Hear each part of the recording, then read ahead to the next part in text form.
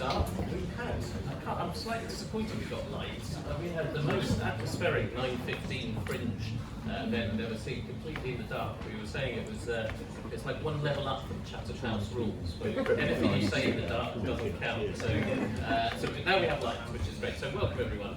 I'm Bobby Duffy, I'm Director of the Policy Institute at King's College London. I'll be chairing the session today on immigration policy and attitudes, whether Labour can change the debate on immigration.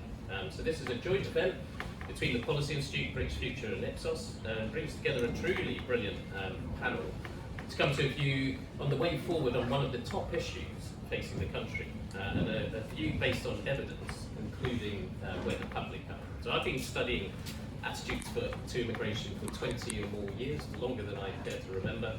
And throughout all of that time, we've so often slipped into a caricatural representation of where the public are, in both directions, it has to be said. So I really hope we're going to get a more nuanced perspective today. And given that British Future and Ipsos have been two of the key organisations trying to inject some of that balance, I think we will get to a better place today. So on our panel, first we'll hear from Gideon, who's Head of Politics Research at Ipsos. He's going to run you through some of the latest research findings. Then we'll have reflections from Stephen Kinnock, MP for Aberystwyth, and of course Shadow Immigration Minister. And then Heather will pick up, Heather Rolfe, who's Director of Research and Relationships at British Future, and has been overseeing the immigration attitudes track, will pick up some of those themes. Then we have Christabel, who's Director of Research at Labour Together, and Emma Harrison, who's Director of Strategy at Research, Communities and Refugees. Then we've got time for questions from you, and we'll look to wrap up about 10:30. So loads and loads to get through, so let's crack straight on with Gideon. Okay, thank you very much, Bobby. Thank you everybody for coming to this event. I hope that those of you on that side can just about see the slides. If not, they will be available if you want to get in touch later on. I'm just going to run through some of the key findings on attitudes to immigration that we've discovered at Ipsos through our own research and through working with some of our partners like Heather at British Future here, and just give you 5 key findings about what it says for public opinion on immigration and asylum and what it might mean for Labour. So the first point to bear in mind is that, as Bobby said, immigration is becoming more important. It is rising up the public's agenda, and we are seeing signs of rising negativity towards immigration too. But it's important to remember that this is not pre-2016. Overall, public attitudes are more positive towards immigration than they were then, and it clearly doesn't dominate the discourse in quite the same way that it did then. But nevertheless, it is still up there. This is data from our latest issues index, which shows just the spontaneous top-of-mind concerns that the public has. You can see, as you would expect, right at the top is the economy and cost of living, but immigration is up there. It is one of the key issues concerning the public, and this is something we've been tracking since the early 70s, and immigration has definitely been rising up the agenda. Mentions of immigration in our issues index have more than doubled since the end of last year, and you can see on that chart it is rising, but still not at the level of the peak that we saw in September 2015, sorry. And we're seeing that play through into some broader top-of-mind attitudes towards immigration as well. So just generally, do you think immigration has had a positive or negative impact on the country? That's the overall findings. You can see that for most of the period over recent years, the green line is above the red line. People are more positive than negative when it comes to immigration. But just in the last 6 months or so, that has narrowed. That red line has gone up. Although still not where it was in 2015, when the red line was above the green line, when negatives were more than the positives. And we can see a similar sort of pattern when we look at overall attitudes to what should happen to immigration numbers. Should they go up, go down, or stay the same? This is the overall change since 2015. And you can see the red line, which is the proportion of people who want immigration to be reduced, has slowly fallen over that time. The green line, although still a minority, want to see an increase in immigration. That's slowly gone up. Again, in the last 6 months or so, that has slightly reversed that pattern, so now just under half think that immigration should come down. This is like an overall top of mind response to immigration, but it's still below where it was in 2015. So it is rising up the agenda. But what else do we know about immigration? We know that it polarises attitudes. We know that different sides of the political spectrum have got quite different views on it. Even if we just come down to how important it is. So again, this is the issues index data that I showed you before, but just broken down by party support. And you can see that the economy, inflation, NHS even, they're important to everybody, but there's a very stark difference when it comes to the importance of immigration. It is a joint top, if not top, issue for Conservative supporters and for over 65s, but much less important, much less of a priority for Labour supporters and for younger people. And we see a similar sort of pattern, for example, when we look at Sunak's pledges. The pledges around NHS and cost of living, they're important to everybody, but there's a big difference when it comes to the importance of immigration. There's also a clear difference in just general attitudes towards numbers. So this is the question on overall, should immigration numbers go up or go down? And you can see around about 7 in 10 Leave and Conservative supporters want to see immigration come down. Even 7 in 10 amongst Conservatives who might change their mind want to see immigration come down. But that's about twice as much as Remain or Labour supporters. So only around 1 in 3 or so Labour and Remain supporters want to see immigration come down. Although, even amongst Labour and Remain voters, we are seeing attitudes harden slightly over the last 6 months.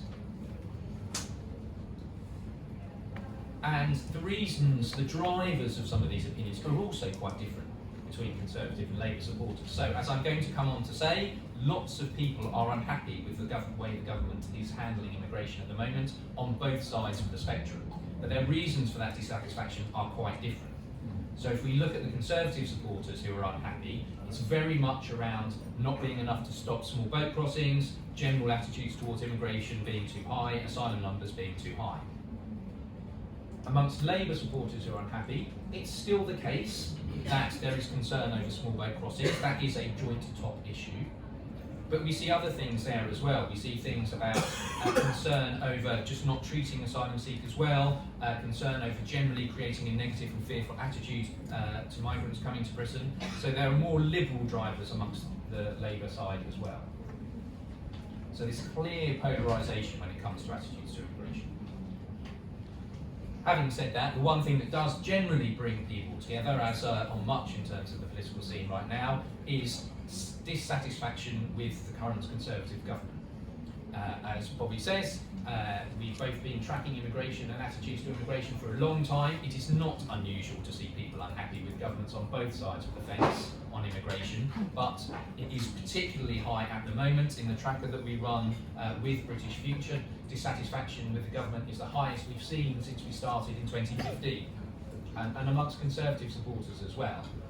So there's clear unhappiness with the government, but there's not a lot of enthusiasm for Labour, even though they are slightly ahead. So if we look at some of our long-term trends, so for example on which party has the best policies on immigration, it's not a traditional Labour strength. It is sort of slowly going up, but you can still see that only about 1 in 4 people think that Labour has the best policies on immigration. What's more noticeable is the fall in what's happened to the Conservatives. Labour does have a slight lead over the Conservatives on immigration now, but is it really because there's lots of enthusiasm for Labour policy on this, or is it more that it's dissatisfaction with the Conservatives? And we can see that actually, particularly if we break it down a little bit more. So let's look at attitudes towards Labour and the Conservatives amongst your 2019 base. So for the Conservatives, for Sunak, almost everybody, more than 7 in 10, are dissatisfied with the way that the Sunak government is handling immigration, even their own 2019 base. If we come to Labour, would Labour do a better or worse job? It is slightly better, but there's still a lot of ambivalence. shall we say. Labour's own supporters are more positive towards Labour, but those Conservative 2019 supporters, they are not really positive that they are pretty unhappy with the current government, but they're not convinced at all that Labour will do a much better job. Okay, let's come on to just some of the policy implications of all this. Maybe Heather and others are going to talk about this in more detail, but where are the public on this? Let's start with immigration for work, and the first point is that there isn't really an easy answer on immigration for work if we're trying to kind of think about how we combine that general attitude of numbers are not too high, then just not lots of support for increasing numbers in the abstract, but at the same time we know there's more support when we break that down, when we get into some of those more nuanced attitudes, as Bobby said. So we gave people just a choice. What would be your priority? Reducing overall immigration numbers, even if that means turning down some people who might have been offered visas to work, or prioritise controlling and selecting who comes to Britain, even if that means numbers remain higher. And overall, the public broadly prefer control over simply reducing numbers willy-nilly. But again, not a kind of absolutely overwhelming majority for it, but a general preference for control. Again, we can split that down. Conservative supporters, even actually amongst Conservative supporters, they're relatively split on it. But Labour supporters much more clearly in favour of control. And of course, we also know, as we've often found in terms of support for immigration for work, there is much more support when we break it down and start mentioning specific sectors. So, for example, particularly things such as health and social care, but even fruit and vegetable pickers, there is support for, if anything, increasing numbers.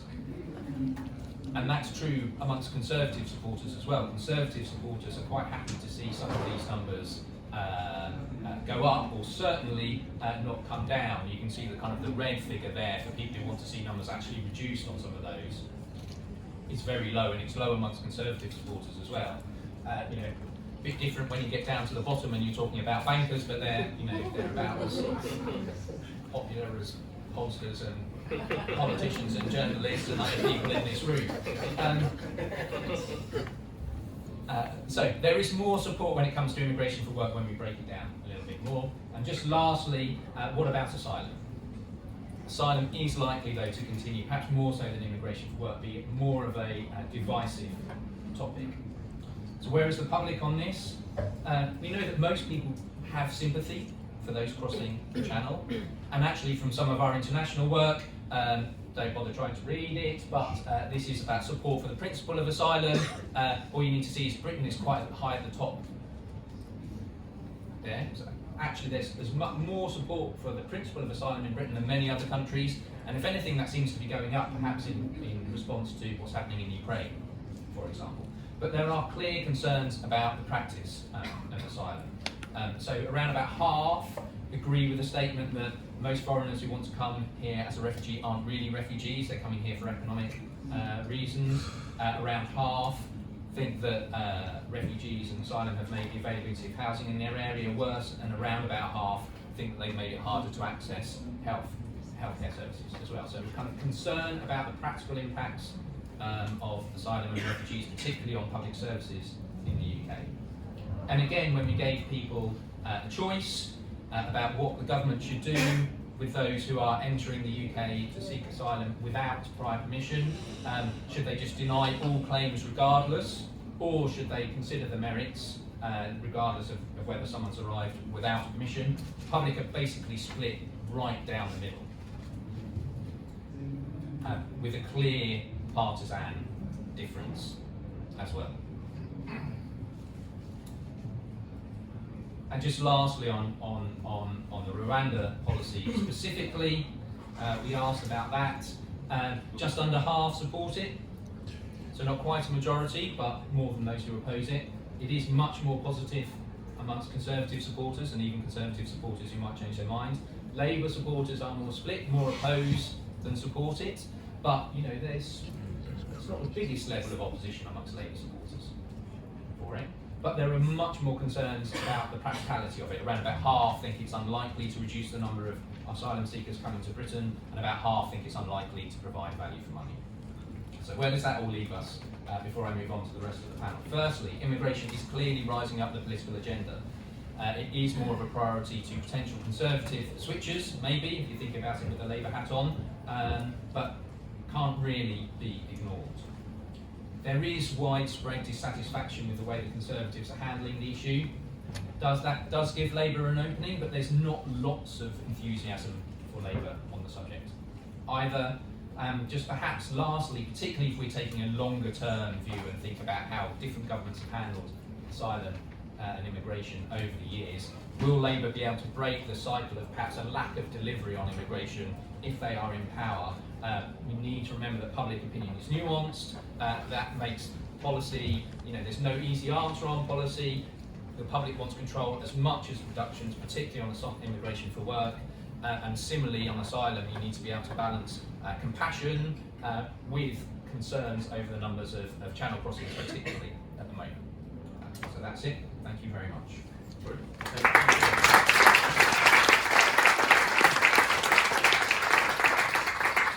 Great stuff, and it's so important to have those trends, because even as a sort of even older person looking at immigration attitudes for longer, you've got to remember that in 2008 through to 2011, it was actually 8 in 10 of the UK public who say they wanted immigration numbers reduced, and we're at 43% now, I think, from your figures. So that is a very basic general question, but it is an indicator that we're in a completely different place now, and it's really important to keep those trends in mind while taking on all the nuanced points that you bring into. Thank you, Gideon. So, Steve. Thank you very much indeed to British Future and to King's College and indeed to Ipsos for all the really important work that you're doing. And I think it's great to have that statement at the start about where we are in terms of public opinion, and really important that we anchor all of the debates that we have about this complex and emotive issue in evidence and fact. And we have seen, I'm afraid, attacks on evidence, fact and the truth from this Conservative government in recent times. So it's really good that we centre ourselves around that. I'm going to try and talk about both the asylum side of this equation and the work-based, and I'm really going to try and do that in short order because they're two very distinct issues. So a bit difficult to fit it all in, but I'll do my very best. I'll start with our thoughts on asylum, and the two guiding principles for us on this issue are control and compassion. We believe firmly that those two things are not mutually exclusive, they are mutually reinforcing. Because if you start to lose control of the system, if the system looks like it's shambolic and even anarchic, which is what we certainly have been seeing in recent years, the compassion of the British people gets eroded. And that is, of course, what this government, I think, is trying to do. My personal view is that they see the whole asylum issue as a wedge issue, an opportunity to set communities against each other, to divide, to dehumanise, and to use that as a way of deflecting from the 13 years of abject failure across so many other areas of public policy, from housing to the railways, to the situation in terms of the economy, and all of the other weaknesses that we see as a result of 13 years of Tory failure. This is being used as an issue to fire up their base.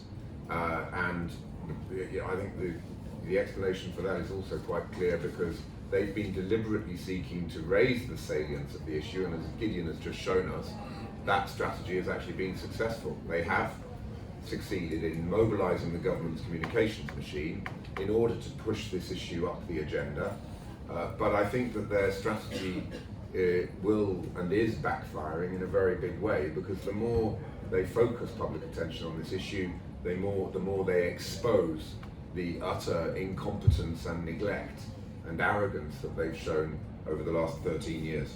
So we need to combat that with an approach which is based on control and compassion.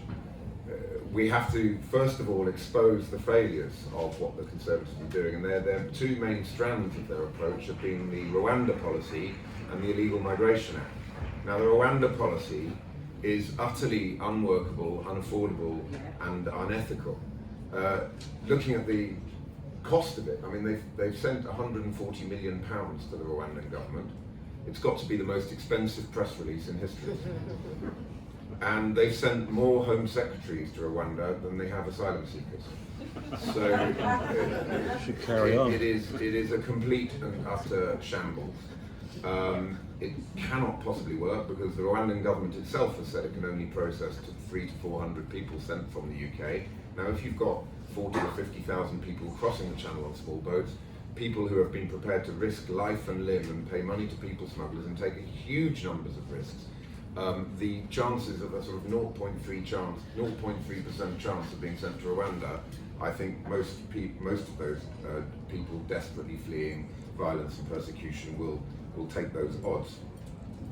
And on the Illegal Migration Act, again, I mean, it is utterly counterproductive. They're saying that they're essentially going to just put everybody into limbo, ban their ability to claim asylum, and put them into detention indefinitely. Well, there is nowhere to detain these people.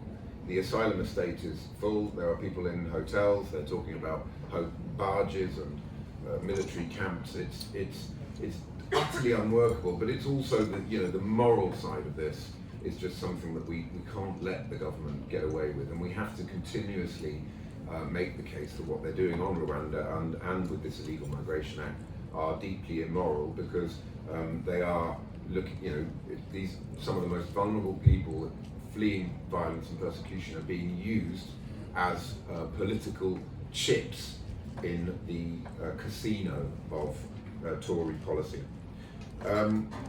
The Labour position on what we want to do about it is, I hope you'll agree, a plan that's rooted in common sense and pragmatism, and in those principles of control and compassion. So we will scrap the Rwanda scheme, and we will repurpose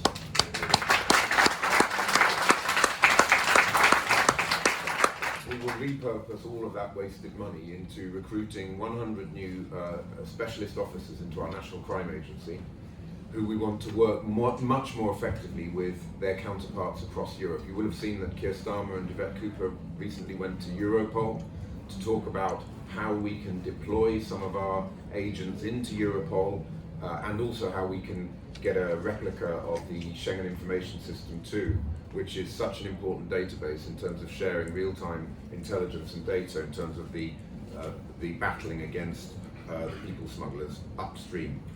Secondly, we have secured agreement from our Shadow Treasury team that we will be able to recruit 1,250 new caseworkers and decision makers into the Home Office. We have to process the claims, and we have to have a claims processing system that is based on rapidly identifying people whose claims do not validate them as refugees, who do then need to be removed from the country, because trust in the system is vital, and the system has to work in both directions. Those who are genuine refugees have to be processed, given leave to remain, able to work, get on with their lives, contribute to our economy and to our society, and those who aren't should have to be removed from the country. So we are also we will recruit 1,000 new officers to the immigration enforcement team, because the removals have completely collapsed. Of the 180,000 in the backlog, 40,000 are people whose claims have not been accepted and who've exhausted the entire appeals process. Thirdly, this is a collective European problem. It requires, of course, a collective European response. Now, we are not in the European Union, that is very clear. The botched Brexit that Boris Johnson and David Frost negotiated, and I use that word advisedly, meant we crashed out of the Dublin Convention, and that has left us in a position where we don't have any kind of cooperation with the European Union, which is what we need. So we will seek to negotiate that. Keir Starmer and Yvette Cooper will be able to go to Brussels and be treated with respect, because we've always treated our European partners and allies with respect, which is the diametric opposite of what we've seen from this government in recent years. Fourthly, we have to fix the resettlement schemes. We've seen Ukraine and Hong Kong working well. The Afghan resettlement scheme is frankly a disgrace. It's completely stopped functioning. Arak has been closed down, ACRS not working at all.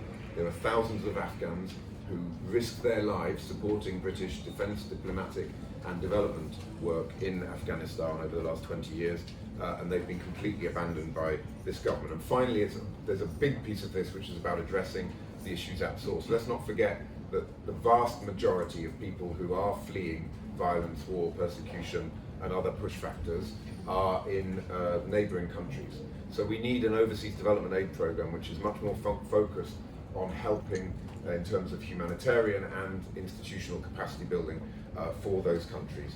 So that is where we're coming from in terms of the asylum piece of this discussion. If I may, can I talk a little bit about, I don't want to exhaust your patience, but maybe a little bit on the work-based side. So we feel very strongly that the points-based system that has replaced or has come into effect in a global context. Of course, when we had free movement of labour, the points-based system only applied outside the European Union. Let's not forget that it was a Labour government that actually introduced the points-based system in 2008. It now applies globally rather than just outside the European Union. Look, we're clear that we will retain that system. There is no policy that's based on us returning to free movement of labour, which would be wrapped up with going back into the single market.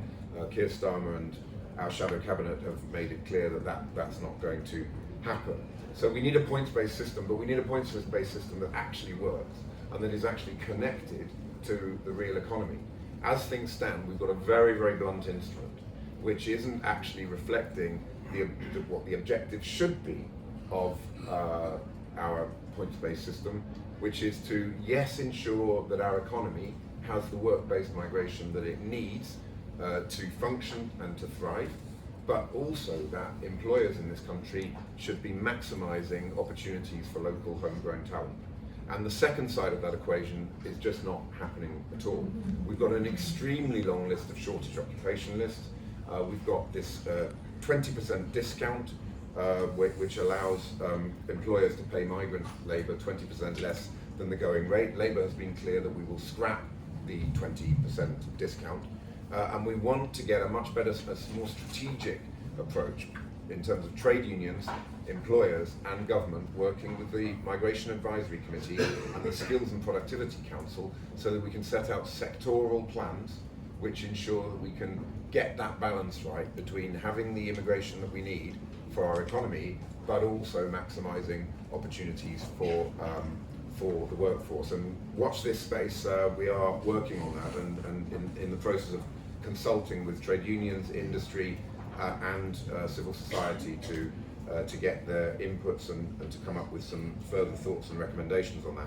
One thing I did want to close with though is the ticking time bomb of exploitation in our labour market based on immigration. We're seeing serious issues around things like bonded labour, the unscrupulous employers being able to exploit, particularly in some of the seasonal worker visas, the agricultural sector, but also particularly in the health and social care system. I mean, and when you look at it, you shouldn't really be surprised that this is happening. For starters, we have far few, the ILO recommends that you should have one labour market inspector per 10,000 employees. We are way below that. I think we're at 1 to 20,000. So we need to look at that very carefully. But let's also look at the alphabet soup of agencies and bodies that are regulating this. I made a little list actually just when I was preparing for this session. You've got the Employment Agency Standards Inspectorate, the National Minimum Wage Unit, the Gangmasters Licensing Authority, the EHRC, the HSE, the Pension Regulator and local authorities. Now, who on earth could find their way, if you were a whistleblower and you wanted to alert the authorities to exploitation in this area, you wouldn't know who to turn to. And all of these agencies are clashing with each other, there are turf wars, it is a complete and utter shambles.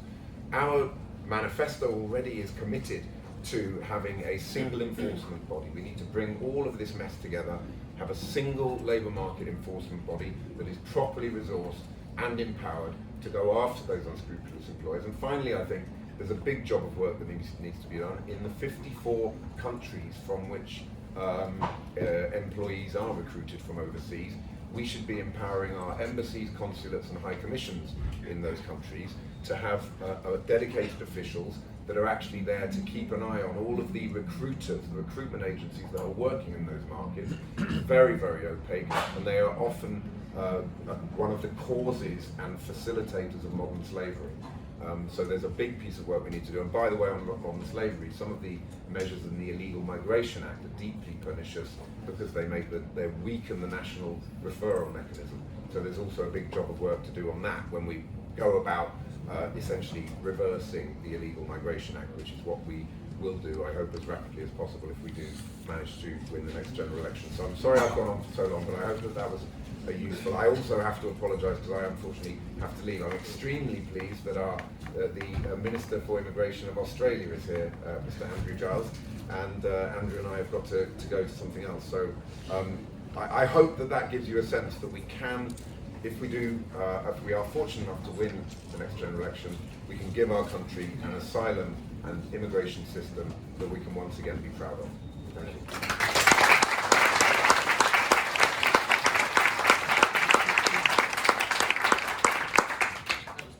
you.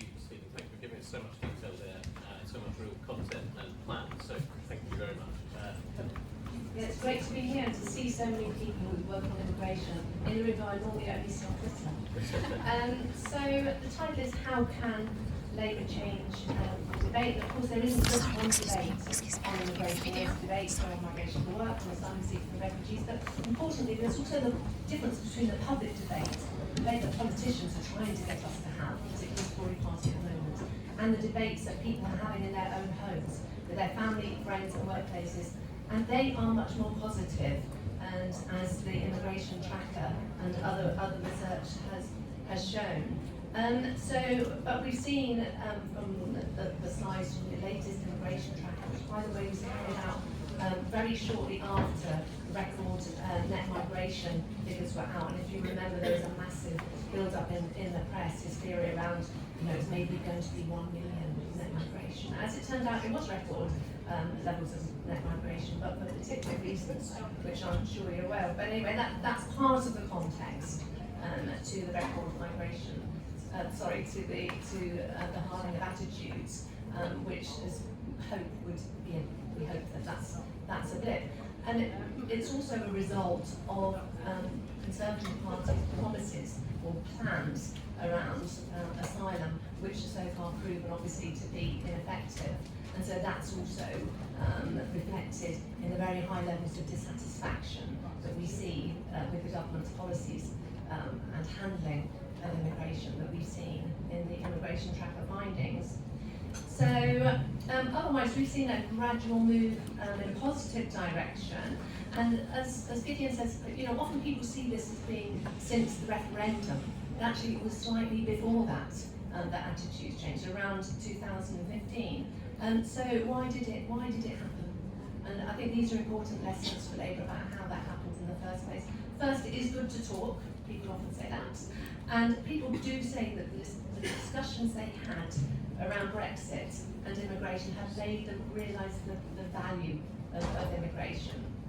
And then that was reinforced by the pandemic, and so that had an impact for some people, because they saw the contribution of migrants. They saw people in health and social care also delivering food and other items. So it was very obvious to those people, to the public, that a lot of those people were migrants.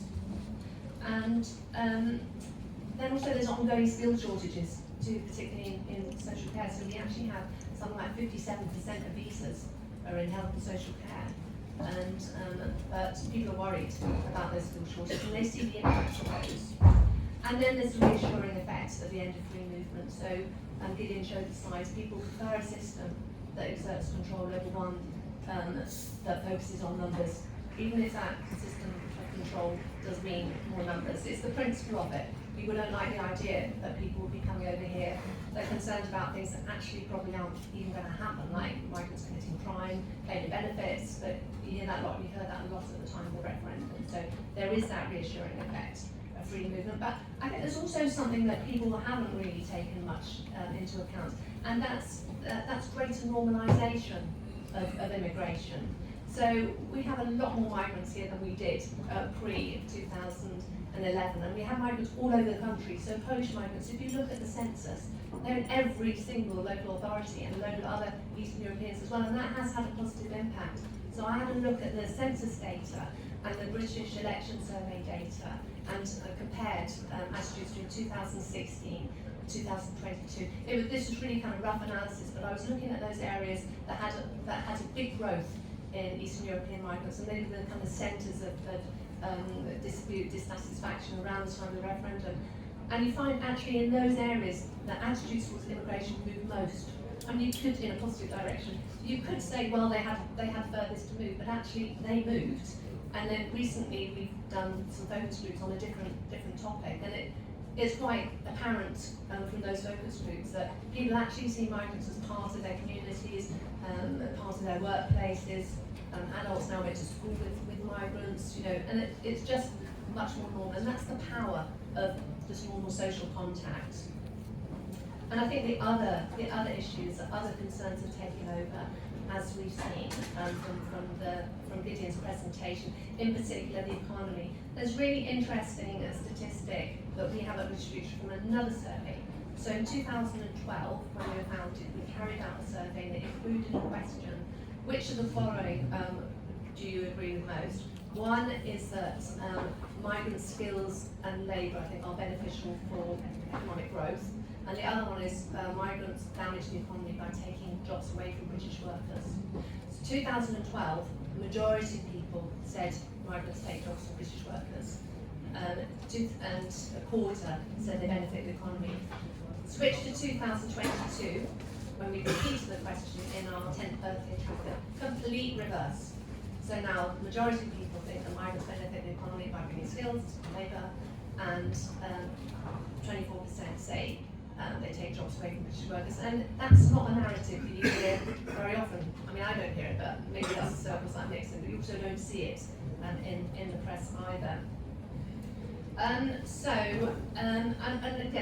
think migrants are seen as actually helping to address what is a top concern for people, which is the economy at the moment. So, and then as Gideon showed, I think I love those statistics about migration, about occupations and sectors where there's public support for increasing or keeping numbers the same in a number of sectors, and you would expect that in health and social care, nurses, doctors, health and social care. You actually see quite high levels of support in construction, in hospitality, and so on. So, and I think actually those findings show it's not just about skilled migration. So it always used to be said, oh, you know, the public are in favour of skilled migration, they really don't want those skilled migration.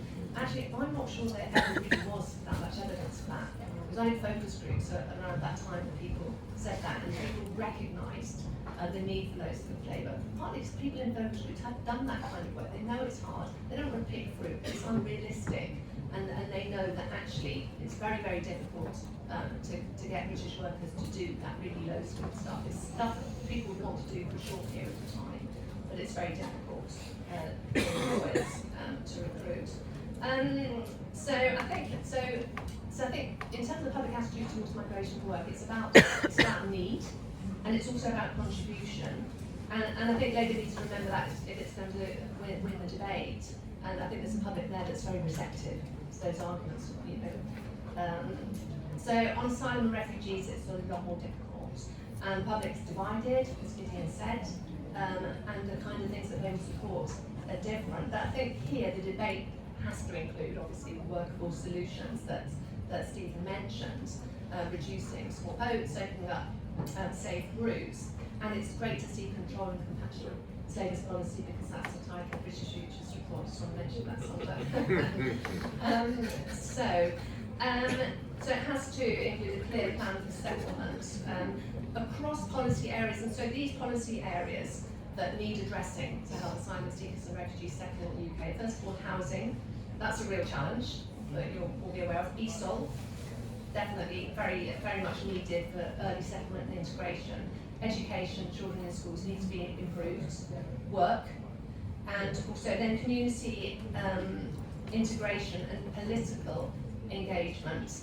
And I also think it's worth mentioning that, again, the idea of contribution, the contribution that refugees can make to economy and society. I know there's people here who've been working on that area. And obviously, as Stephen mentioned, it's important that refugees get into work early. I do wonder whether there is scope there for kind of visa switching type programme as well, as part of Labour's policies. I think that probably has to be done with caution, but I think that might be worth exploring. Just want to make a few final points which are a little bit more about messaging.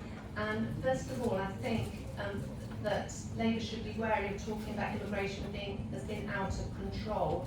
I mean, first of all, it isn't. I mean, we've had high levels of net migration, but that's very much been about control, about particular occupations and sectors, but more importantly, about people who've been coming on humanitarian routes. And I think secondly, is that if Labour wants to go for economic growth, recruiting migrants is going to have to be part of that. And yeah, by all means talk about training up the workforce and recruiting people who have difficulty accessing the labour market. That's really important. But I don't think it should definitely not be done within a narrative of training versus recruiting migrants. That's not accurate. And that's also it's just a separate debate. So we do need those long-term solutions in sectors that recruit a lot of migrants, like health and social care. Agriculture, we have to accept. Basically, it's always been a job for temporary workers. You're not ever going to get. You can't have a permanent worker in agriculture. Fruit doesn't grow the whole year round and so on. But we also, I think, Labour needs to be bold and accept that migrant workforce is needed in top sectors like tech, universities, and actually banking. Bankers aren't popular, but you need bankers who can speak languages and understand international markets. So you need to make the case for that. I wouldn't necessarily suggest that that's not the programme, but it's be part of that. But the final point about why you shouldn't talk about immigration being out of control is it increases the heat in the debate.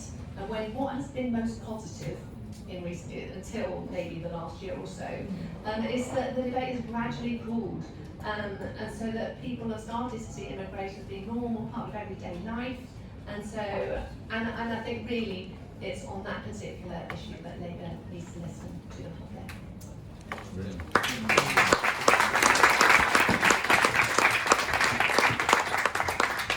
Thank you very much.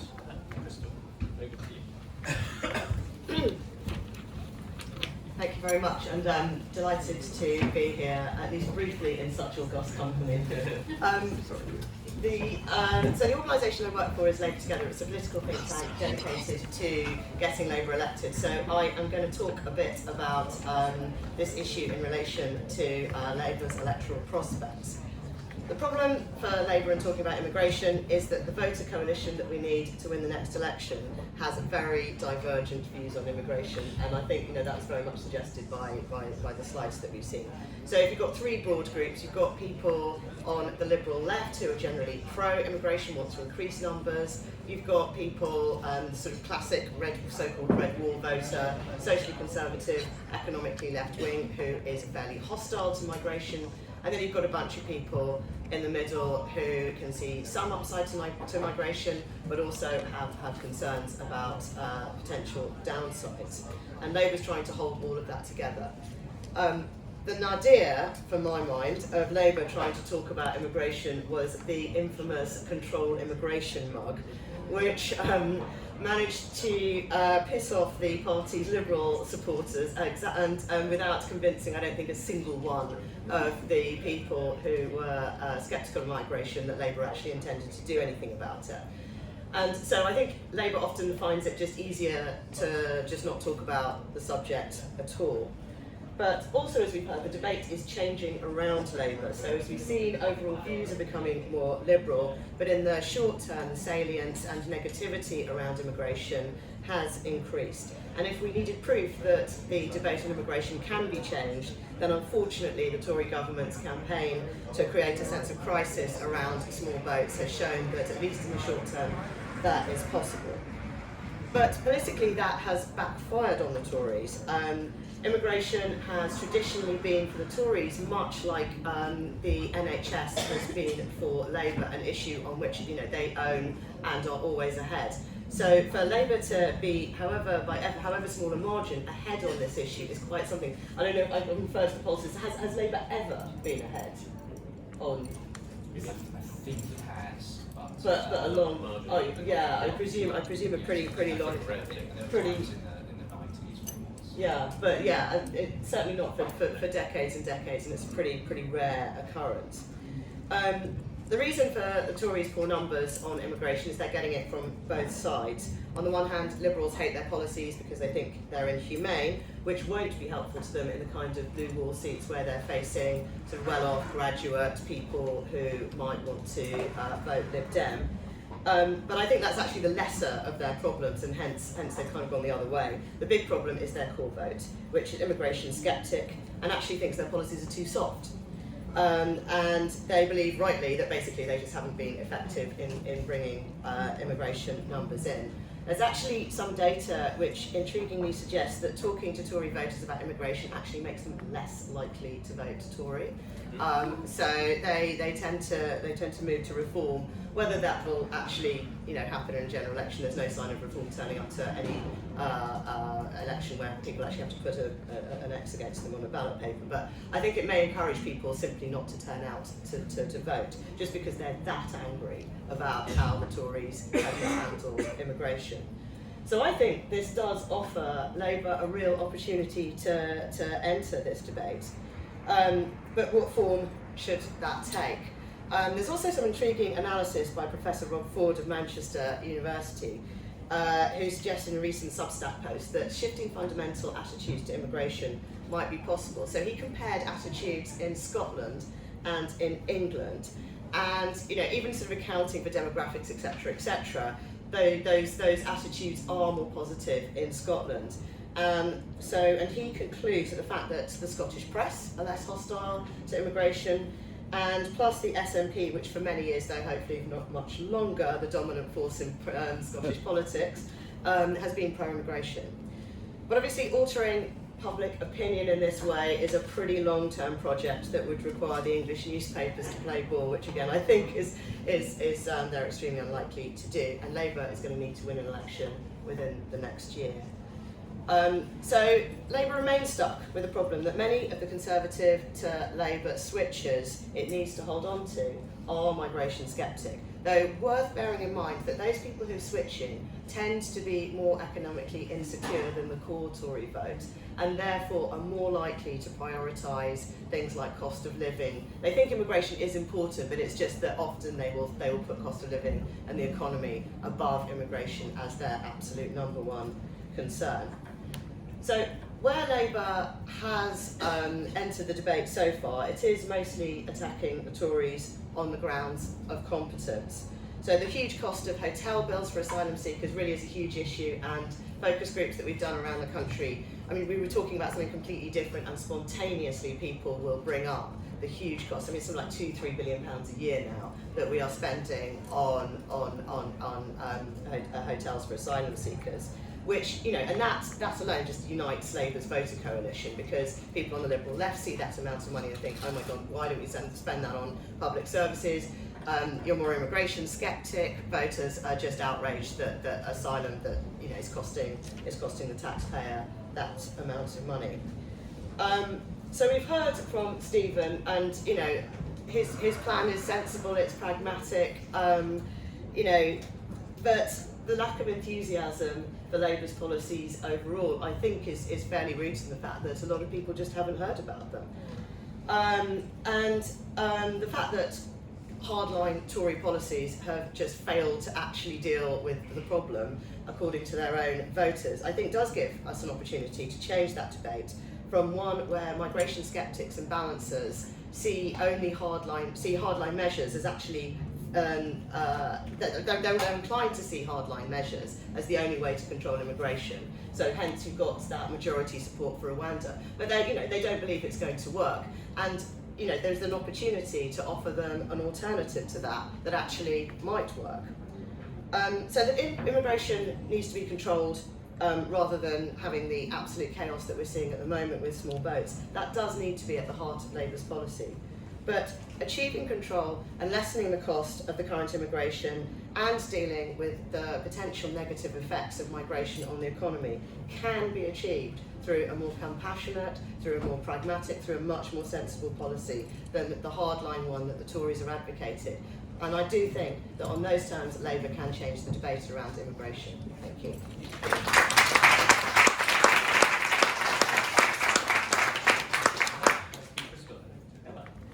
Being last means all my best lines have been taken. And I can also see you all going, I really want to ask a question, but Stephen's gone, so shall I get coffee? Anyway, so if you just give me 5 minutes though, I'd really like to tell you a slightly different story about what I think this data is telling us. Because data does tell stories. It tells stories of fear. It tells stories of the need for checks and balances. It tells the story of need for clear policies. But it also tells a story of hope. Over the last year, 150,000 Ukrainian refugees have been offered places in people's homes in the UK. Those people had to help with schools, set people up with a GP, help them find work. These are people like you in this room and people across our communities. Thousands of people have come to work here and they have been supported by NHS managers to become the best nurses in the NHS. They have been supported by good farmers who see the value of skilled labour.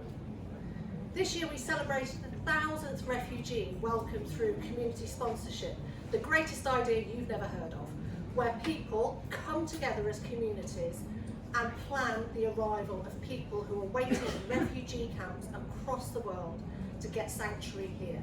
It might not sound a lot to you, but those 1,000 people, again, they had to raise money. They had to fill in the longest form the Home Office has. They had to talk to everyone around saying, we're going to bring this family with huge vulnerabilities who've had loads of challenge. Are you going to join in? And people in their thousands have said, yes, I want to join in. We think that this is like, the communities who do this should be celebrated. They're the people who the Labour Party should talk to as well. They're the people who are changing our communities. And it's really easy to sort of think about like compassion in a strange way, but you can be compassionate and entrepreneurial, right? We can think about how we can bring people from refugee camps who want to seek asylum, who don't want to cross on a small boat, and we can bring them here safely by creating routes that they can apply for. Because the thing we don't talk about enough is there aren't that many safe routes for asylum seekers. There are a couple, but there aren't that many. I'm sort of thinking, but I also want to remind us, right, we do this all the time. I've got a colleague here who always shows me a big picture of Folkestone Town Hall of the Huguenots arriving and the people of Folkestone giving welcome. This year we celebrated 75 years since that HMS Windrush docked at Tilbury, and those people have made an incredible contribution to our society, our community, our music, our culture, and of course the NHS. And I'm sure many of you have heard Alf Dub speak regularly, but the kinder transport, that train arriving here in the UK, those kids full of fear, and what did our communities do? They responded. They built places and a home for those kids. So if we start flipping it and talking about hope, I think that more people will come and join our gang. And our gang's cool, right? It really is. So can Labour sort of change this conversation about immigration more broadly? I think it was fantastic to hear Keir Starmer say that Rwanda was unworkable. There were lots of people who've been pushing for that, so it was really good. And it was nice to hear Stephen talk about some of the things they might do. But this is where we need some concrete, compassionate policies that people in this room and across the UK can really get behind. I unusually didn't introduce Reset because I wanted to say now that Reset, what we do is we work with communities to welcome refugees into these communities and support them through training and advice and just giving them the extra support they need to be brilliant welcoming people. What they're telling us over and over again is they want to welcome more refugees, but they like to do it in an organised, planned way because they feel then they can deliver the best for refugees in that way.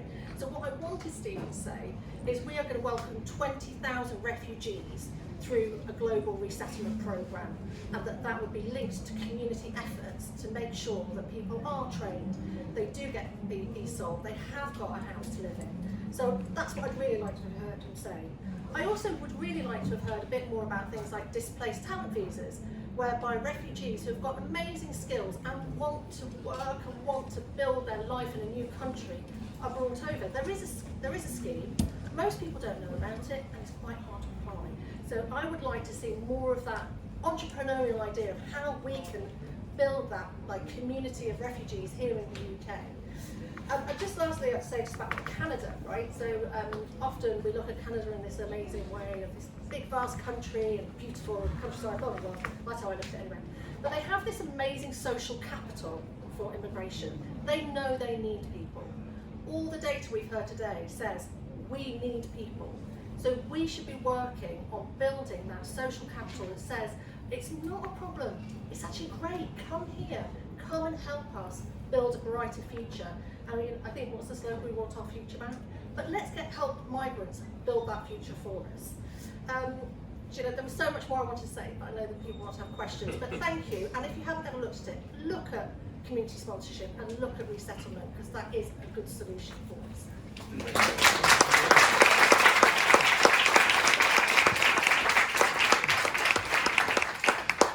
Really good, thank you. Very much a message of hope, and we have time. We have 10-15 minutes for questions. We have microphones and we have hands already.